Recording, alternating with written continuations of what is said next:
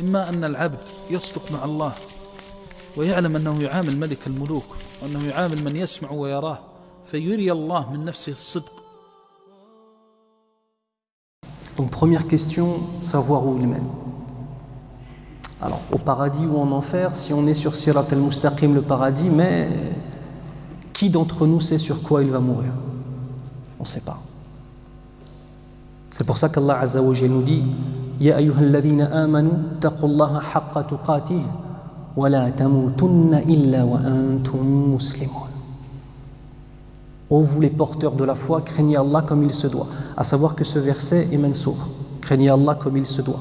D'accord? Vous vous rendez compte la miséricorde d'Allah Azza wa Jalla? Au début, Allah Azza wa Jalla nous a ordonné de le craindre comme il se doit. Est-ce que pour nous c'est possible? Allah est parfait. Et nous sommes imparfaits par essence. Comment on peut craindre Allah Azza wa Jalla comme il le mérite? C'est impossible. Donc ce verset a été mansour, abrogé par la suite. D'accord? La yukallifu Allahu nafsan illa wus'aha. Alhamdulillah. D'accord? Le fait d'adorer Allah Azza wa Jalla, Allah n'impose pas à une âme ce qu'elle ne peut pas supporter. Donc Allah, par la suite, dans un autre verset, tel que celui-ci et un autre, nous ordonne de l'adorer, mais comme on le peut. Est-ce que notre prière ce soir a été digne de notre Seigneur? Il faut se poser des questions. Le frère a récité la parole d'Allah Azza wa Jalla. Lui avant nous tous. Est-ce que son cœur a été en phase avec Allah Azza wa Jalla suffisamment? Et nous? Est-ce que vraiment on a craint Allah Azza wa Jalla comme il se doit? Quelle est la première parole qu'on dit après la prière? Pourquoi on dit astaghfirullah après la prière? On demande pardon à Allah Azza wa Jal pour la prière qu'on vient de lui présenter. Pardonne-moi, ya Rabbal Alamin. J'ai pas été à la hauteur dans ma prière, je le sais. Je te demande pardon. Je te demande pardon. Et on le dit 3 fois. C'est aqallul jama'. C'est le minimum du pluriel en langue arabe. Yadullu ala al-kathra. C'est une chose, ça veut dire qu'il y en a beaucoup. Nihayatut tariq. Ya ayyuhalladhina amanu taqullaha haqqa tuqatihi wa la tamutunna illa wa antum muslimun. Et ne mourrez qu'en état de complète soumission. Ça veut dire quoi? On va tous mourir. Kullu nafsin dha'iqatul maut. Toute âme va goûter à la mort. Ça, c'est un yaqin. Et c'est une des raisons pour lesquelles Allah Azza wa Jal samma al-maut al-yaqin. Fa'bud rabbaka hatta ya'tiyaka al-yaqin. Et adore ton Seigneur jusqu'à ce que al-yaqin, la certitude, ici dans le sens de la mort, te parvienne. Qu'Allah nous préserve de tout égarement. Certaines sectes ont interprété ce verset, écoutez bien. U'bud rabbaka hatta ya'tiyaka al-yaqin, ils ont dit al-yaqin bima'na al-yaqin billah, la certitude en Allah Azza wa Jal. Donc quand tu as atteint la certitude, est-ce que tu dois encore adorer Allah? Non.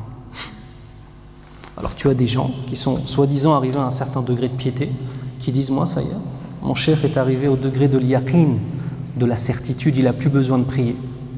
Il fait partie, comme les gens du paradis. Vous savez qu'on ne prie pas au paradis, vous le savez ou pas? Peut-être vous ne le savez pas. Il n'y a plus la salat au paradis. Vous le saviez ou pas? Il n'y a pas de salat, il n'y a que du tasbih. Wa akhiru da'wahum anil hamdulillahi rabbil alamin. C'est que du tasbih, tu dis alhamdulillah, tu dis subhanallah, tu fais du dhikr comme tu respires. Adorer Allah Azza wa Jalla jusqu'à temps que la mort nous vienne. De même, Allah Azza wa Nabi sallallahu alayhi wa sallam nous dit Akthiru min dhikri hadhi min ladhat. Remémorez-vous souvent celle qui va supprimer tous les délices. C'est la mort. C'est pour ça qu'il est aussi important d'avoir des gens qui nous rendent tristes dans leurs conférences. Non mais c'est vrai. Vous savez, aujourd'hui, subhanallah, les gens, on dirait, ils n'ont plus envie que tu leur parles de l'enfer. Ils n'ont plus envie que tu leur dises qu'il y a des problèmes dans nos cœurs, dans notre relation avec Allah. En fait, ils confondent un imam et un coach. Tu veux une des différences principales? Le coach, il veut ton argent. L'imam, il s'en fiche de ton argent, il veut ton paradis. C'est vrai ou pas? On connaît tous la parole de l'imam Omar ibn Khattab radiyallahu anhu. Emir al-Mu'minin, qui nous dit dans le sens qu'Allah fasse miséricorde, rahim Allah, mra'atan, un homme qui nous a offert uyubana, qui nous a offert nos propres défauts. C'est-à-dire quand quelqu'un venait voir Omar ibn Khattab radiyallahu anhu, min al-mubashirin bil jannah, et c'est pas arrivé comme ça du jour au lendemain. C'est arrivé avec des années et des années de travail et de taqwa et de sacrifice. Eh bien lui, lorsqu'une personne venait dénoncer ses défauts, est-ce qu'il s'énervait? Est-ce qu'il le repoussait? Est-ce qu'il disait, moi, tu sais, moi je suis qui? Tu sais, moi, combien de fois j'ai fait le djihad fi sabilillah? J'étais à Badr, j'étais à Uhud, et cité toutes les batailles? Non. Non. Il disait merci. Et ça, c'est une caractéristique qui se perd de plus en plus dans notre communauté. Quand on dit que ça va pas, ah non, mais il est trop dur. Vous savez quelque chose qui est plus dur que les paroles dures? C'est nar ou jahannam. Allahumma hafadna. C'est le feu de l'enfer qui est encore plus dur. Regardez combien de fois Allah Azza wa Jal parle de l'enfer dans le Coran. Qu'est-ce qui nous arrive à nous de ne plus vouloir entendre parler de l'enfer et du châtiment? Combien de fois Allah Azza wa Jal nous remet en question dans le Coran? Après, un des gros problèmes de la Ummah, c'est qu'on ne lit plus le Coran. Ma'al asaf shadid. Combien de fois le prophète sallallahu alayhi wa sallam nous met en garde contre nous-mêmes? Combien de fois? Savoir où il mène. La mort. Deuxième des questions, connaître la distance. Je ne parle pas de la distance entre nous et la mort. Hada min ilmi al-ghayb. Ça fait partie du monde de l'invisible. Ça, on ne peut pas le savoir, ça. D'accord? Je parle de la distance qu'il y a entre moi, Younous, avec son nefs, avec son âme, pleine de défauts, pleine de péchés cachés aux gens, que s'ils le savaient, ils ne me parleraient sûrement même plus. Comme il disait Cheikh al-Islam ibn Taymiyyah, rahimahullah, si les péchés avaient une odeur, personne ne pourrait m'approcher. Pourquoi il dit ça? C'est qui Cheikh al-Islam ibn Taymiyyah, rahimahullah? Le plus grand ulama de tous les temps. Un des plus grands. Pas le plus grand, bien sûr. La distance qu'il y a entre nous maintenant et celui qu'on aimerait devenir, pour rentrer dans le verset « Wala tamutunna illa wa antum muslimun ». On a plein de projets dans la vie, c'est vrai ou pas? L'été arrive, des projets de vacances. La rentrée arrive, peut-être acheter une nouvelle voiture. Donc je vous disais la distance qu'il y a entre nous et cet homme-là qui espère avoir un projet qui est d'atteindre le Firdaus. Ça, c'est un beau projet, ça. C'est vrai ou pas? Non? Il y a combien de degrés au paradis? Combien? 100. Non, sab'a samawat. 100. 8, c'est les portes du paradis. C'est le nombre de portes du paradis, 8. Non, il y en a 100. Il y a 100 degrés au paradis. Le plus haut degré, c'est le Firdaus ou l'A'la. Tiens, une petite faïda que j'avais entendue d'un cheikh qui s'appelle Cheikh Abdullah Shinqiti. Qui parmi vous est arabophone? Levez la main, s'il vous plaît. Je ne vous interroge pas en nahou, vous inquiétez pas. Qui est arabophone? Man minkum yafhamu al-lughata al-arabiyyata jayyidan. Irfa'u aydiyakum. طيب. شاهدوا Cheikh Abdullah Shinqiti. MashaAllah. Mohammed ibn Abdillah Shinqiti. MashaAllah, tabarakallah. Fi tafsir. Il a un dars sur Al-Jannah, sur le paradis. Il y a trop de fawaïd à la seconde. Chaque minute, tu mets pause. Tu dis Allahu Akbar. Tu apprends trop de choses. Parmi les choses magnifiques qu'il enseigne dans cette conférence-là, il disait qu'il y aura un jour où tous les croyants vont être regroupés. Tous les croyants au paradis, tous les croyants ayant accédé au paradis vont être regroupés. Et il a posé une problématique. Il a dit, mais il y a un problème qui se pose. Si moi j'habite au premier degré, j'ai le sentiment, est-ce que je peux me dire, en habitant au premier degré du paradis, que le deuxième, le troisième ou le quatrième est meilleur? Non. Quand tu vis au paradis, une des choses que tu ressens dans ton cœur, c'est que tu es la personne la plus heureuse, qu'il n'y a pas plus heureux et plus comblé que toi. Ça fait partie des sifat de Ahlul Jannah, ça fait partie des caractéristiques des gens du paradis, d'accord? Donc en fait, il expliquait qu'Allah Azza wa Jal va réunir tous les croyants, non pas au plus haut degré du paradis, parce que celui du premier degré, s'il va au centième, est-ce qu'il va vouloir redescendre par la suite? Oui ou non? T'as vu le Firdaus, tu veux redescendre? Tu redescends pas, regarde. Ce qui fait qu'Allah Azza wa Jal va réunir tout le monde au premier degré. Comme ça, les gens du premier degré ne vont pas ressentir dans leur cœur un diq. Masha'Allah, tabarakallah. Ma arhama rabbana. Laysa kadhalik. Savoir où il mène, connaître la distance. Allah Azza wa Jal nous dit Ya ayyuhalladhina amanu ittaqullaha wal tanzur nafsum ma qaddamat lighad wattaqullaha innallaha khabirun bima ta'malun. Ô vous les porteurs de la foi, craignez Allah. Regardez une première fois. Wal tanzur, c'est l'amul amr, c'est une obligation. Là on parle du bilan de nos actions. C'est une obligation. الأمر يدل على الوجوب في الأصل ولا ننزله من منزلة الوجوب إلا بدلائل بأدلة أو قرائن قوية. C'est une règle. Donc ça veut dire si là on n'a pas de preuve que c'est pas une obligation, à partir du moment où Allah Azza wa Jal utilise le amr, l'impératif, ça veut dire que c'est obligatoire. Et là c'est l'amul amr. وَلْتَنْظُرْ نَفْسٌ مَا قَدَّمَتْ لِغَدٍ. Que chaque âme regarde ce qu'elle a avancé pour demain. Dans plusieurs caractéristiques. La qualité de l'adoration, le nombre d'adorations. Quand on parle de qualité, on parle de ce qui la compose. Tawhidullah Azza wa Jal, al-ikhlasu lillah, l'unicité absolue d'Allah subhanahu wa ta'ala, la sincérité totale pour notre Seigneur. On parle de la qualité de la ibada. C'est ça une qualité de l'ibada. La qualité de la ibada, c'est pas simplement d'arriver à pleurer dans une prière.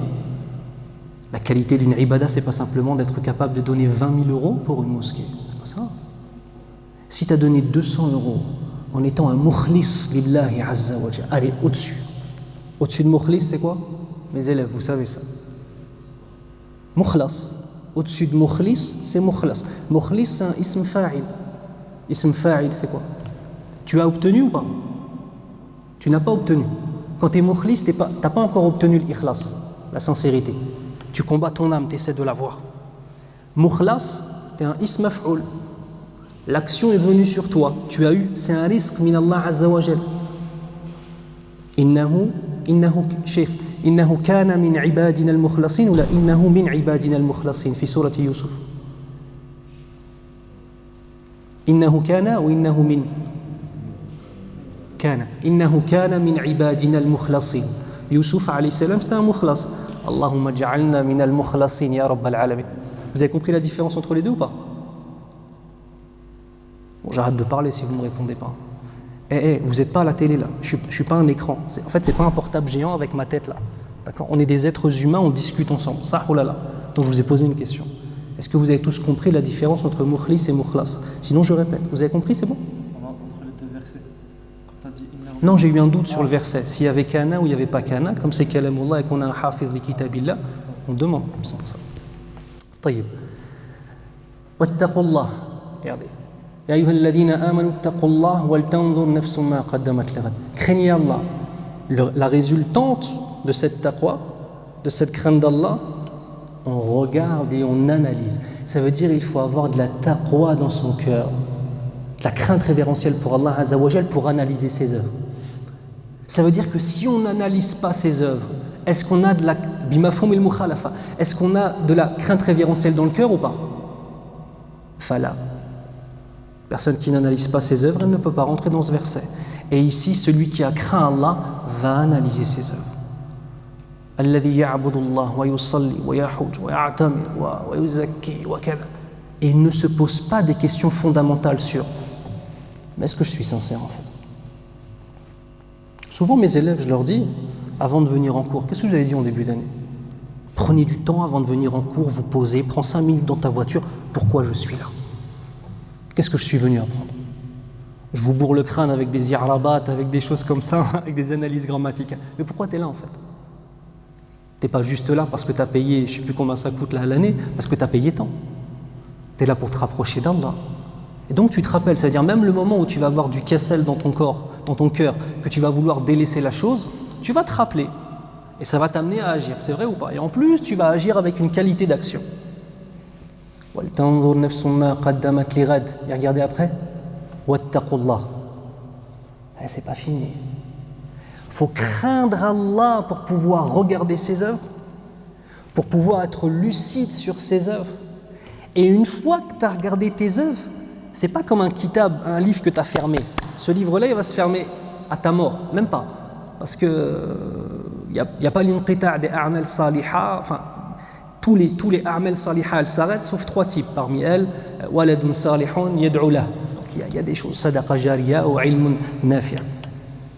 Donc ce livre-là, c'est Yawm al-Qiyamah qui va être fermé, vraiment. Ça veut dire en fait, une fois que tu as regardé tes œuvres, que tu les as analysées, qu'on les a analysées, qu'est-ce qu'on a une deuxième fois? Wattaqullah. Pourquoi? Pour changer. C'est encore une autre taqwa. La première, c'était un regard vers nous-mêmes d'analyse. La deuxième, c'est celle qui va nous pousser à l'action. Parce qu'il y a des gens, des fois, en fait, qu'est-ce qui se passe? Pendant le mois de Ramadan, il y a une tauba, un repentir. Ah, j'étais pas bien, il y a des choses que j'ai comprises, je vais m'améliorer.